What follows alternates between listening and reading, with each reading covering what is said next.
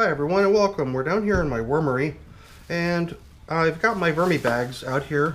The vermi bag toad on the bench has the African nightcrawlers, and the vermi bag mini down here in the frame has the European nightcrawlers. We're going to feed these bins today. I've got a bag with some varied kitchen scraps in it, as well as a box with some used coffee in it. And last time we were down in here we had observed that the tote, which is undergoing a migration to try to get the worms to move out of the finished compost, was really making good progress to that end. But we'll save that one for the end. We're going to go ahead and start by feeding the Vermibag Mini.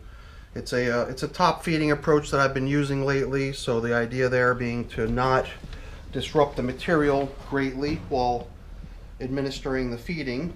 So I'm going to peel off these cardboard coverings, see how things look. When we last fed this bin, we made the decision to leave it unzipped, so the way you found it here with the top open was the way we intended to leave it. And that was for the purpose of trying to see if that would help give these little bugs that have always been seeking shelter in this bag enough motivation to leave, because every time we would take every time we would unzip the top, we would just find ourselves faced with tons and tons of little flying insects. It does seem like leaving the top open may have minimized their numbers, at least a little bit. So I like that. The unzipped top makes very little difference as far as moisture retention, as far as I'm concerned.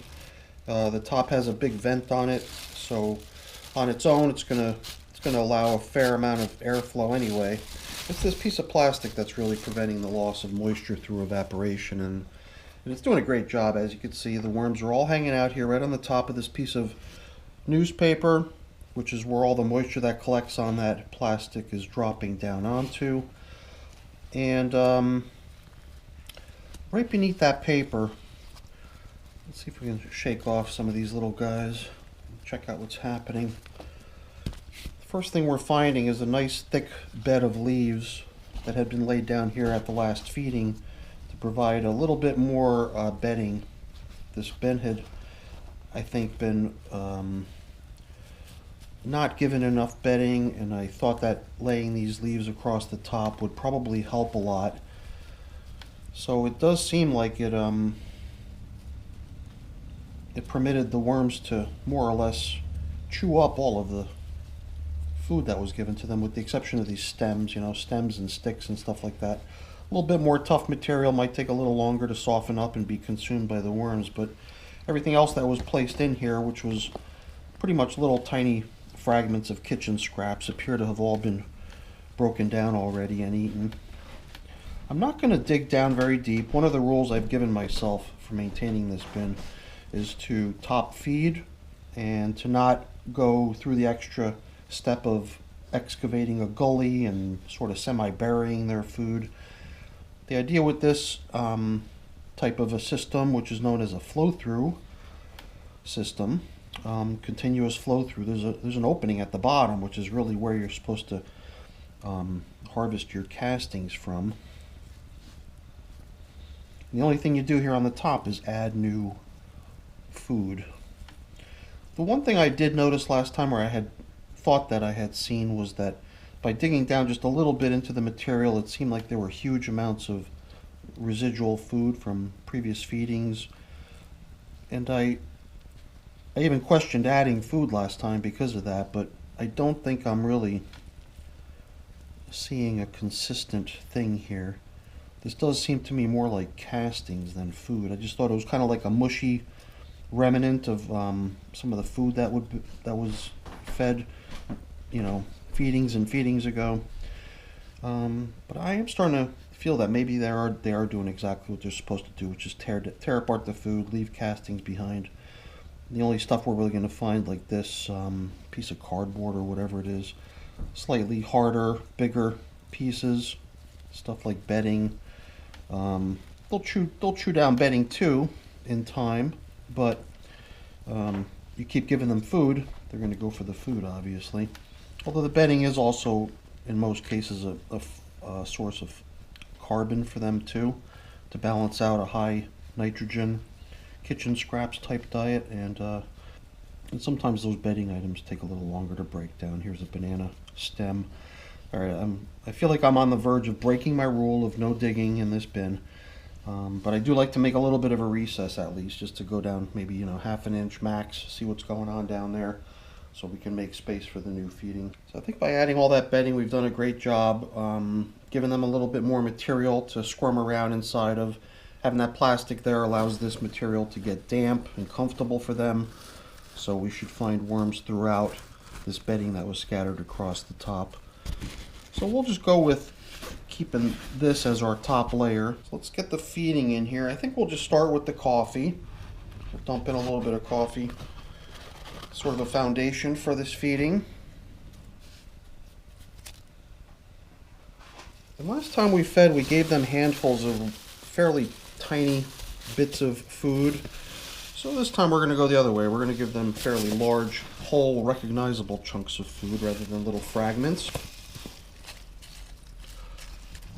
And then maybe this way, next time we check in on the bin, we'll have a way to gauge how things are progressing here relative to how we know we left it. So we got ourselves a tomato, some banana peel, and some Brussels sprouts leaves. Before we close things up here, we're going to add grit to the feeding. And then this old stuff that we found along the way, we'll just throw it back in there. There's a banana stem right there. These are these sticks and stems from a vine tomato.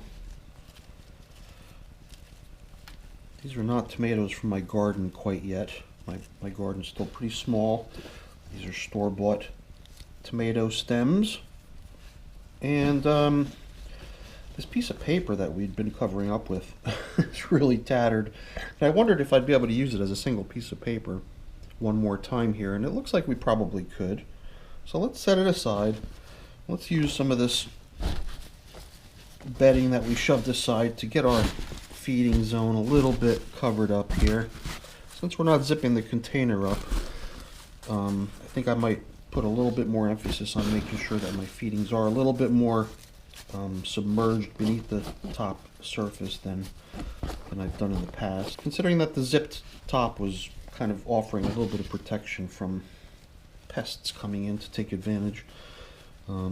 This way a little bit of covering, a little bit of sheet of paper over the food. Hopefully keep the temptation out of the air. Alright, so we'll get things covered up here. Everything looks pretty good. An observation I did make last time was that it seemed a little bit dry then, and I think it still feels like it might be a little bit dry now.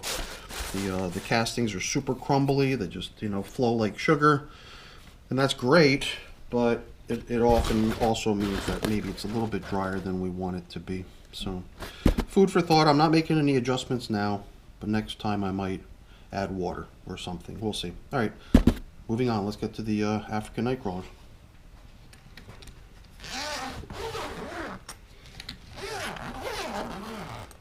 Progress in this bag last time we checked was really coming along good. Now here's kind of a comparison opportunity. Leaving the bag unzipped, the other bag that is, the mini unzipped, seems to have reduced the numbers of these little flying bugs, but here we saw a couple right away. Not sure if it's more though. Who knows, maybe their numbers are just dropping off. Maybe it's a seasonal thing. I can see a couple more cruising around here. Through the clear plastic, though, we're already getting a little preview of what's happening right beneath the plastic. They're obviously not fond of the light, so they've started squirming already. But right beneath the plastic, we've got a whole bunch of worms hanging out. Because right under the plastic is where we're going to find the greatest amount of moisture condensing and dripping down into the bin. So before we can remove this plastic, we're just going to want to evict any worms that are hanging out on it. Now this piece of paper here was added last time we fed. It was completely dry when we placed it in here, but it's clearly soaked all the way through. The worms are using it as sort of a little haven to hang out and enjoy the moisture as it collects and drops back down. And over here, the other piece of paper is attempting to cover up where the feeding zone is. Last time we checked, the material that was over here was almost devoid of worms already. We found a few stragglers while picking through it, but it did seem like our attempt at, migrating the worms out of the finished compost was almost near its end. So there's no reason to think that we would see anything less than that today. In fact, I'm already at the point where I'm wondering if it's just time to call it quits with this bin. Grab those castings, use them out in the garden, and get these worms working on a fresh batch of compostable materials.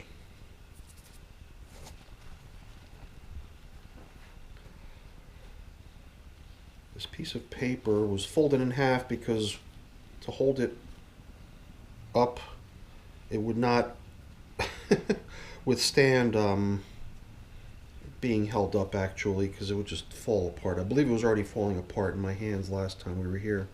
But they've really taken a shine to hanging out in between the layers of the paper, it seems. This is really just a piece of paper laid on top of where the feedings are.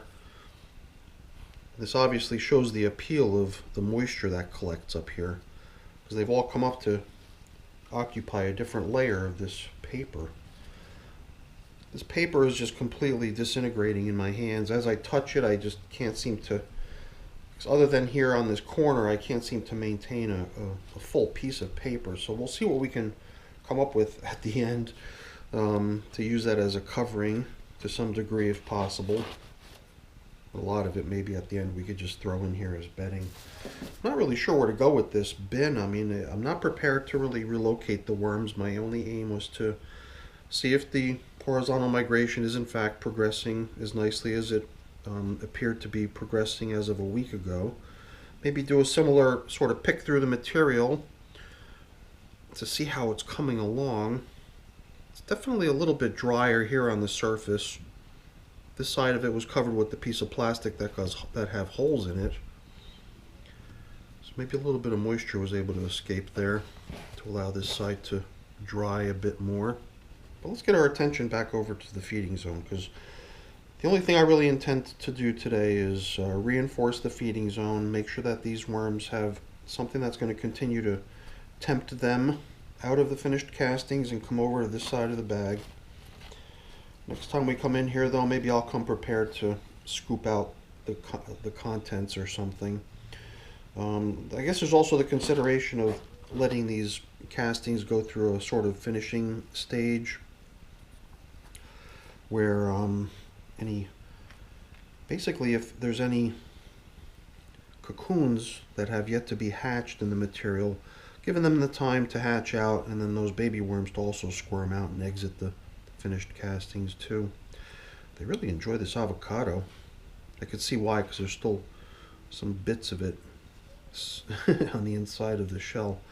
But the shell almost totally just, disintegrated in my hands as well. I feel a little bit like I'm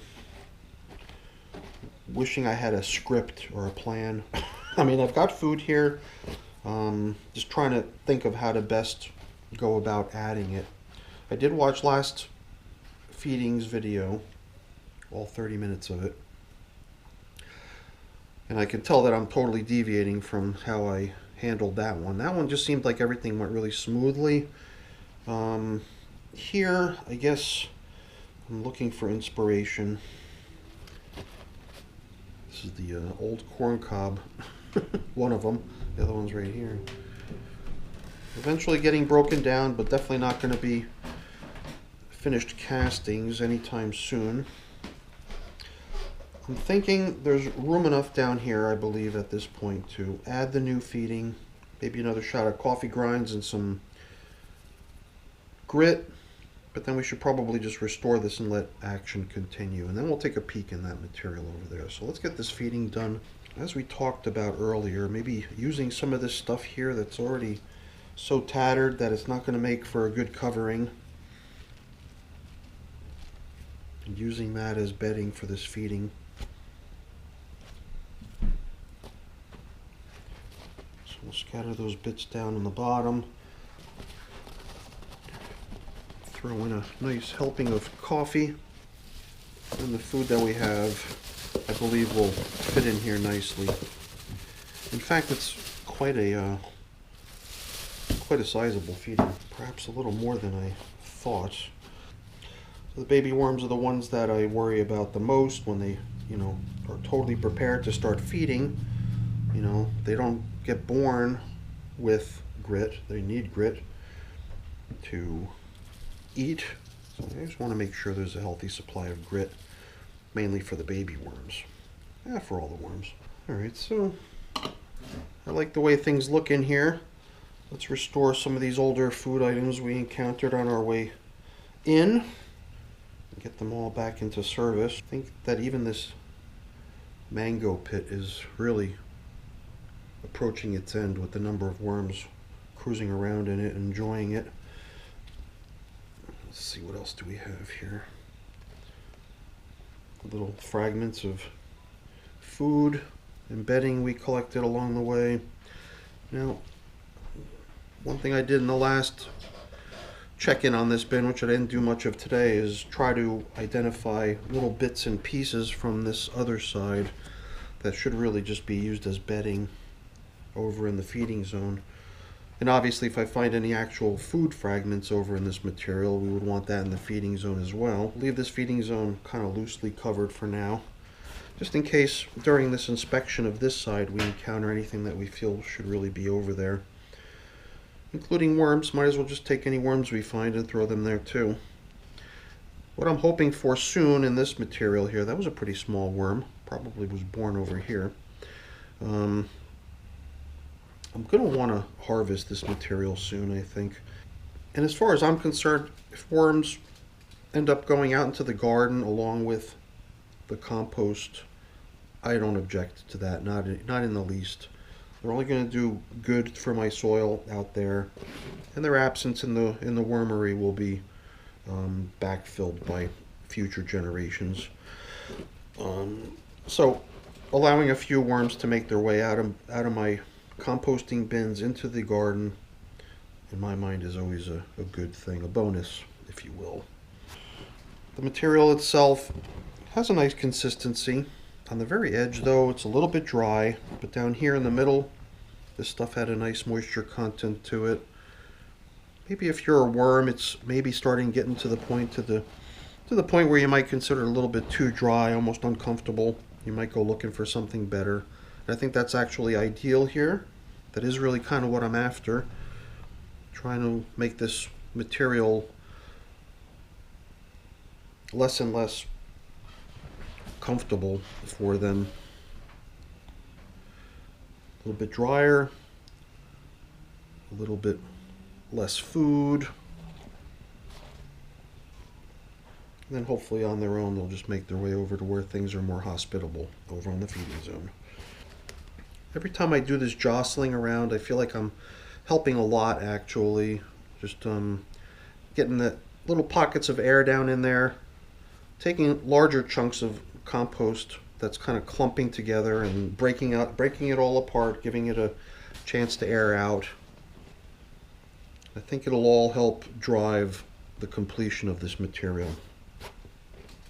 Technically speaking, though, there's really no reason why you wouldn't be able to just consider this as complete finished material. There's really no reason you couldn't just grab a handful of this and administer it to your garden. It's beautiful compost. It's got a couple worms hanging out in it, which will just do wonders for your soil in your garden. Alright, so this was kind of a winging it day here in the vermi bags.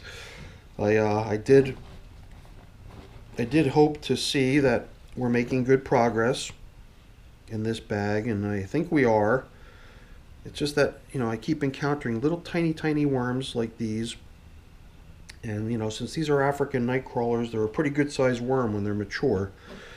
But every time I poke around this nearly finished compost, I do find worms, and most of them are small ones. Meaning I think that, a little bit of time to allow for any hatchlings to emerge from their cocoons is probably a good idea.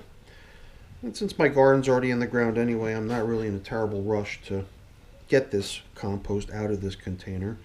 If it requires a little bit more time to get to the finish line, then so be it. But I also don't want to keep it down here in my wormery occupying space unnecessarily if it is done. If it's done, then it's time to empty the bin and get these worms working on a fresh batch. So, all right, I think we're doing pretty nice here. Hopefully you agree. Let me hear your comments. What are your thoughts? How do things look? What should I do next? I always really value everyone's input on those topics. So definitely leave a comment. Let me know your thoughts. Let's get this thing covered up again. All right, back on with the moisture lounge. And I keep wondering if maybe we should continue to move away from this far edge and continue to try to make this side as appealing as possible, and conversely make this side less and less appealing. Pick out all the food scraps, pick out all the bedding, allow it to air out a little bit, and that'll all give the worms motivation to go in search of something more cozy. So let's see, what else did we do? We had these perforated plastic portions of the sheet right over the part that we want to see evaporate more. That's going to let more moisture out, even more so because there was paper under that before. Now it's just holes vented to the atmosphere.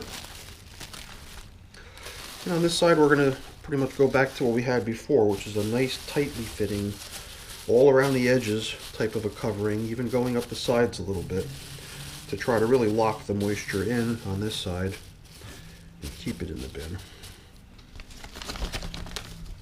Alright, so what do you think? Let's hear your thoughts.